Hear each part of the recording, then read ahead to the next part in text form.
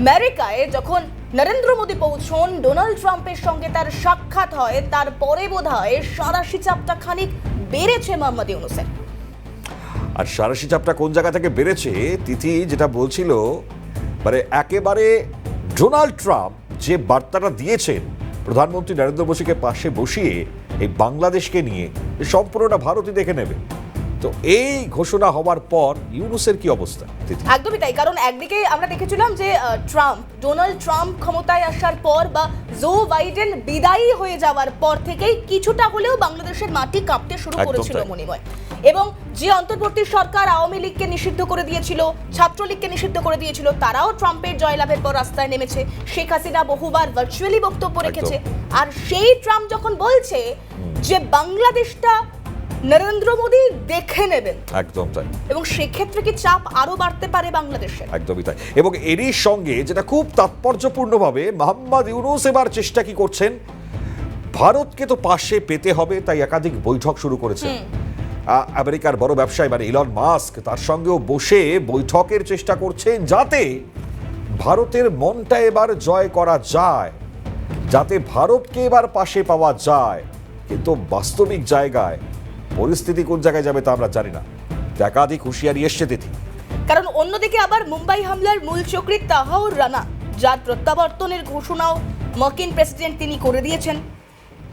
এবার এর পরেই একাধিক প্রশ্ন সামনে আসছে। ট্রাম্পের মন জয়ে তাই তার ঘনিষ্ঠ ইলন মাস্কের সঙ্গে কি বৈঠক করছে ইউনূস, ঠিক যেমনটা মনিময় বলছিল। আর একদমই ওয়াশিংটনের ব্লেয়ার হাউস ইলন মাস্কের সঙ্গে বৈঠক ভারতের প্রধানমন্ত্রীরও। এবার ভারতের হ্রাস, তবে কি ইউনূসের বিরুদ্ধে করা পদক্ষেপ, এই হাতে হ্রাস আসবার পর তিথি বড় প্রশ্ন, কি মনে হয়? এবং সেখান থেকেই বেগতিক বুঝেই কি এবার ভারতের সঙ্গে সুসম্পর্কের চেষ্টা করতে পারে ইউনূস? মানে অন্তর্বর্তী সরকার আসার পর, বিশেষ করে শেখ হাসিনার দেশত্যাগ, ভারতে এসে আত্মগোপন করবার পর যে ভারতকে কিছু বলতে বাকি রাখেনি বাংলাদেশ, সেই বাংলাদেশ কি একটু নমনীয় হবে, ভারতের সঙ্গে সুসম্পর্ক রাখবে? কারণ ডোনাল্ড ট্রাম্প তিনি তো বলেই দিয়েছেন যে ভারতের হাতেই বাংলাদেশের রাজ থাকবে, অর্থাৎ বাংলাদেশের সাথে ভারতের কি সম্পর্ক হবে, কোন পথে এগোবে পরিস্থিতি, তা ঠিক করবেন নরেন্দ্র মোদী। একদমই তাই। ফলত কোন জায়গায় যেতে চলেছে, বাংলাদেশের পরিস্থিতি কোন জায়গায় যাবে, ভারত কি পদক্ষেপ নেবে? ডোনাল্ড ট্রাম্প আমেরিকান প্রেসিডেন্ট এই ঘোষণা প্রধানমন্ত্রী মোদীকে পাশে বসিয়ে বলাটা কতটা তাৎপর্য থাকতে পারে, কতটা তাৎপর্যপূর্ণ হতে চলেছে, তা তো অবশ্যই দেখবার। একটু নজর রাখি আমরা তিথি তাহলে পরে। ডোনাল্ড ট্রাম্প গতকাল যে বক্তব্যটা রেখেছিলেন মোদীকে পাশে বসে, দেখুন। No role for our deep state. It was. This is something that the Prime Minister has been working on for a long time and has been worked on for hundreds of years, frankly. I've been reading about it. But I will leave Bangladesh to the Prime Minister. আর এই মুহূর্তে আমরা এই বিষয়গুলো নিয়ে আলোচনায় আসবার চেষ্টা করব। আমাদের সঙ্গে এই মুহূর্তে দূরবর্তী স্থান থেকে আলোচনায় যারা রয়েছেন তাদেরকে স্বাগত জানাবো। আমাদের সঙ্গে রয়েছেন জাতীয় নিরাপত্তা ও সুরক্ষা বিশেষজ্ঞ আর্য ঘোষ। আমি আর্যদাকে স্বাগত জানাবো আজকের আলোচনায়।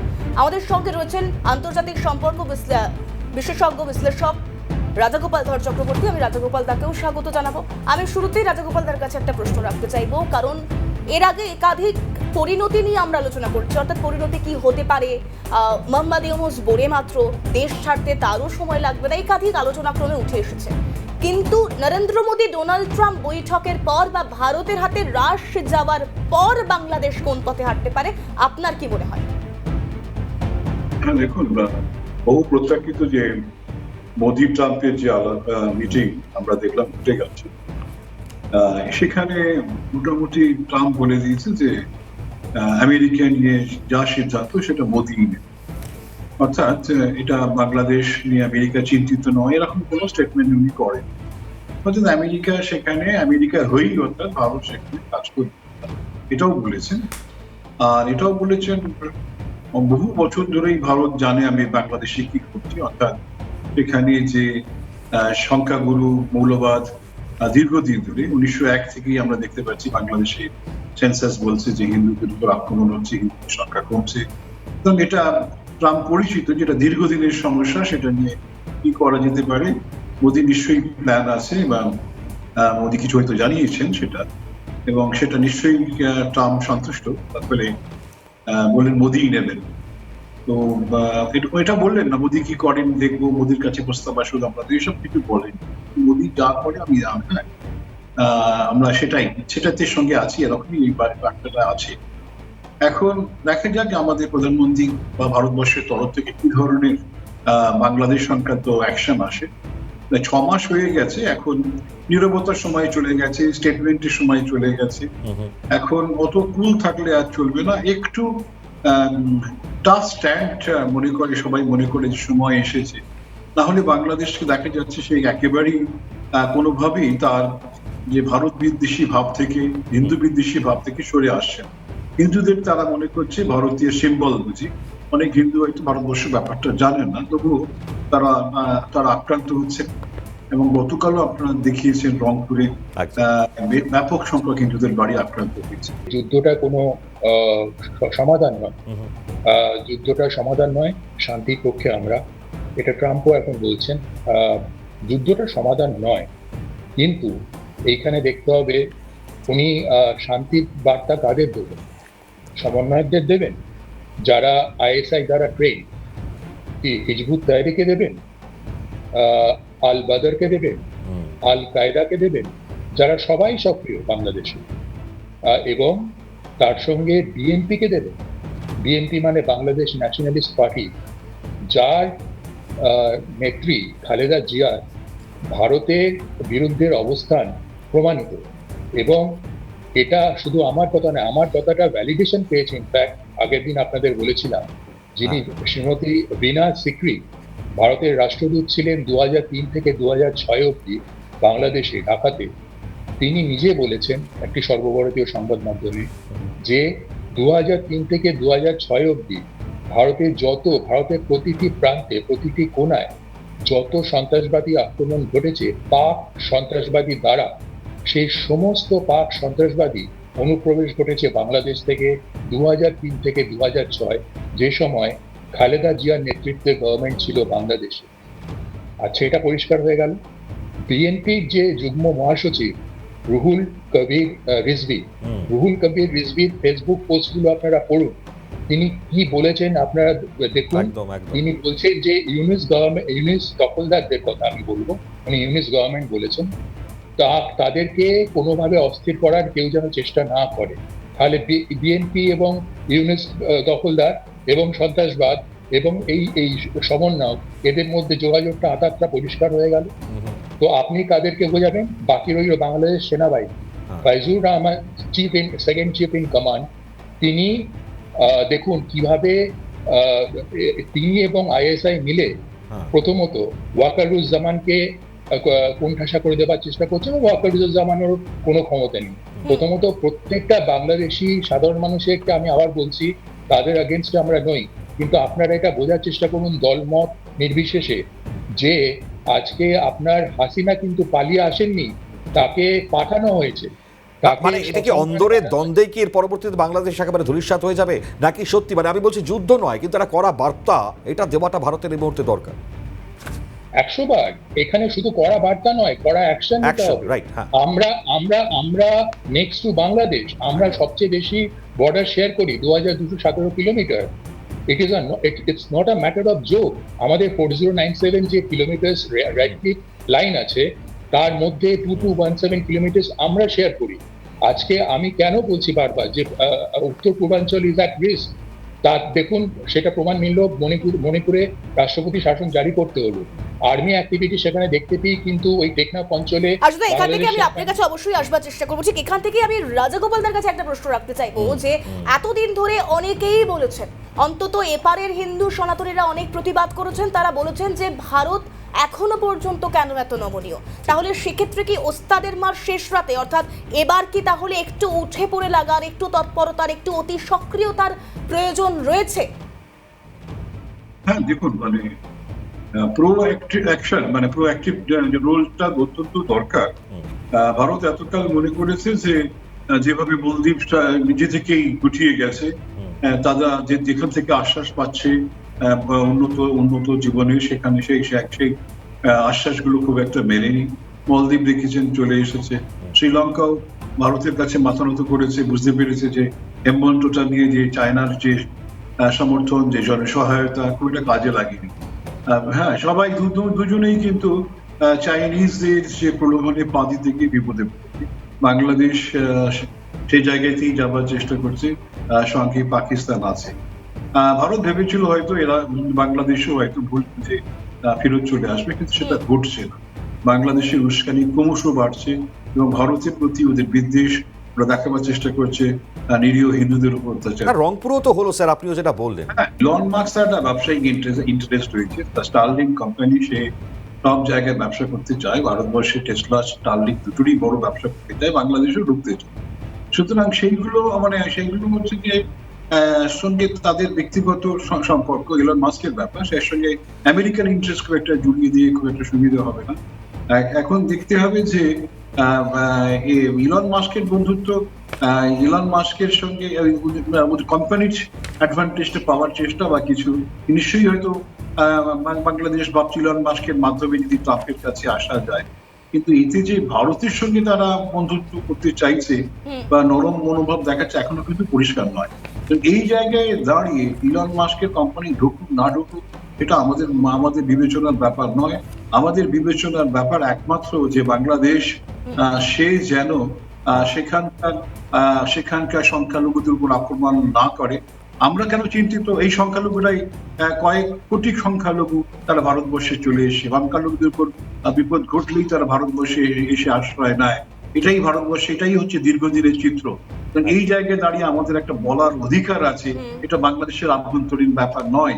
কেননা আক্রমণ হলেই তারা কিন্তু ভারতবর্ষের পথে পা বাড়ায় এবং আমাদের অর্থনৈতিক সমাজনীতির উপরে একটা বড় চাপ এসে গিয়ে দাঁড়ায়। সুতরাং এখন যদি ভারত যদি না কথা বলতে চায়, সবটাই বাংলাদেশের উপর ছেড়ে দেয়, তাহলে কিন্তু বোঝা যাবে যে ভারত বোধহয় কোথাও একটা দুর্বল। তার হয়তো আর্থিক যে ইনভেস্টমেন্ট হয়ে আছে 16 বিলিয়ন ডলারের যে মার্কেট সেখানে রয়ে গেছে, আরো প্রায় 10 20 বিলিয়ন ডলারের যে ফরেন ডাইরেক্ট ইনভেস্টমেন্ট ইন্ডিয়ার তরফ ইন্ডিয়ান কোম্পানিগুলো করেছে, তাদের স্বার্থ রক্ষার জন্যই ভারত উদ্গ্রীব, এরকম একটা ভাবনা। একদম এখান থেকে রাজগোপাল দা আলোচনায় আসতো। তো ইলন মাস্কের একটা ভূমিকা তো ডেফিনেটলি, যেটা প্রসঙ্গে তিথিও বলছিল, তো তার মধ্যস্থতাকারীর ভূমিকা থাকবে কিনা আগামী সময় আমি জানি না, তবে এই প্রশ্নটা থাকবে পরবর্তী সময় রাজাগোপাল বাবুর কাছে। তবে আমি আর্যবাবুর কাছে আসবো ঠিক এই জায়গা থেকে আলোচনা। আর্যবাবু, চীনকেও একখানা কঠোর বার্তা বা কঠিন বার্তা কিন্তু ইতিমধ্যেই দিয়েছে Bharat. In fact America president Donald Trump সহায়তা চেয়েছিলেন, কিন্তু ভারত বলেছে তিনি নিজেই দেখে নিতে পারবে। তো এই ক্ষেত্রে একটা বড় বার্তা চীনকেও দেওয়া। ভারত যদি কোনো পদক্ষেপ করে কূটনৈতিক স্তর থেকে কঠোর বা কঠিনভাবে, সেই পদক্ষেপ তাহলে কি হতে পারে বাংলাদেশের ক্ষেত্রে? দেখুন, আমি যে কথাগুলো বলছি একটু মন দিয়ে শুনুন, আমাকে একটু সময় দেবে না? একদম একদম একদম। সেটা হচ্ছে যে আমি সময়টা পাই না এখানে এতটা।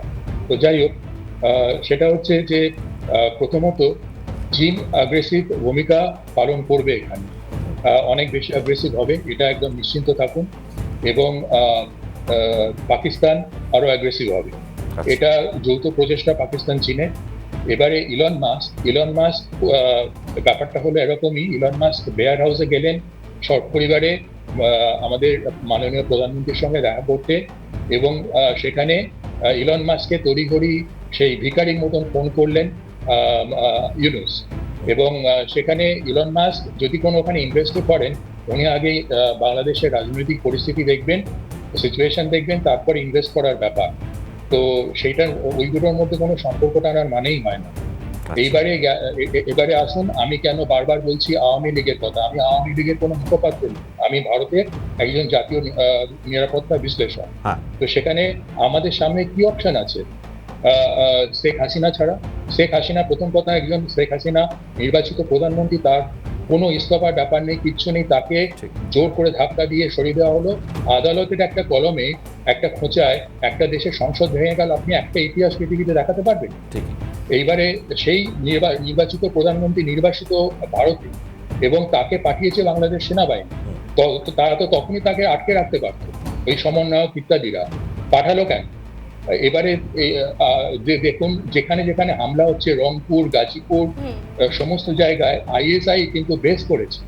এবং এই সমন্বয়করা আজকে বাংলাদেশে এমন অবস্থা করেছেন যে মহিলারা সন্ধ্যের পরে বেরোতে পারেন না, তারা নিজেরা স্বীকার করছেন। এমনকি বিএনপির একজন নেত্রী, তিনি নিজে পর্যন্ত স্বীকার করেছেন তিনি বেরোতে পারেন না সন্ধ্যের পরে। সেই ভিডিও ক্লিপিং আপনাদেরকে আমি পাঠিয়েছি। তো সেখানে আজকে আপনারা আশা করেন যে তারা ইউনুসের কথা শুনবেন? ইউনুস যদি কথাও বলেন, ইউনুস কোনোদিন ইউনুসের হাতেই কিছু নেই।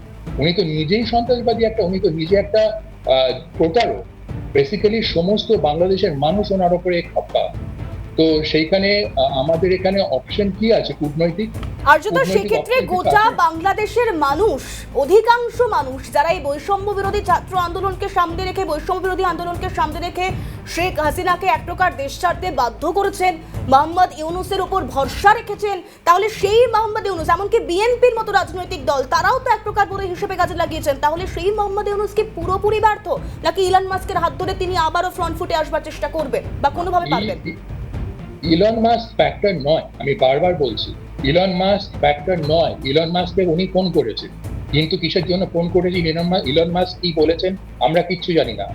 ঘটনা হলো এই তারেক রহমান তার সঙ্গে কথা বলে, এটা প্রীতিবোধে আপনার অনুষ্ঠানে আমি বলেছিলাম যে এই যে জিয়াউল হক, মেজর জিয়াউল হক, তিনি কিন্তু 2011 অভ্যুত্থানটা, সামরিক অভ্যুত্থানটা ঘটান এবং ইউকে সিম কার্ড ব্যবহার করে লন্ডনের সঙ্গে কথা বলে, তার মানে তারেক রহমানের সঙ্গে কথা বলে, এবং সেইখানে হাসিনা প্রাণে বেঁচে যান। এমন অবস্থা, হাসিনার প্রাণের আশঙ্কা হয়েছিল।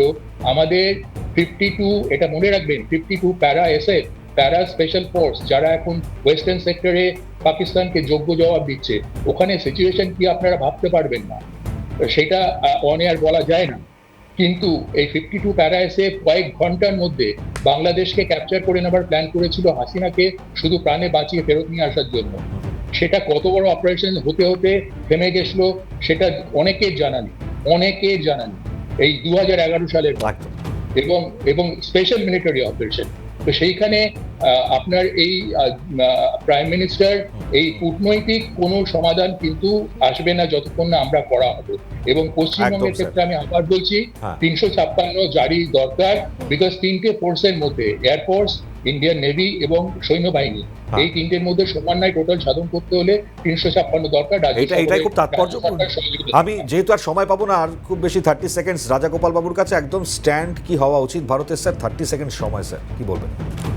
হ্যাঁ দেখুন, মানে ভারতের আর ওয়েট করা উচিত না, 6 মাস গেছে, যথেষ্ট সময় গেছে।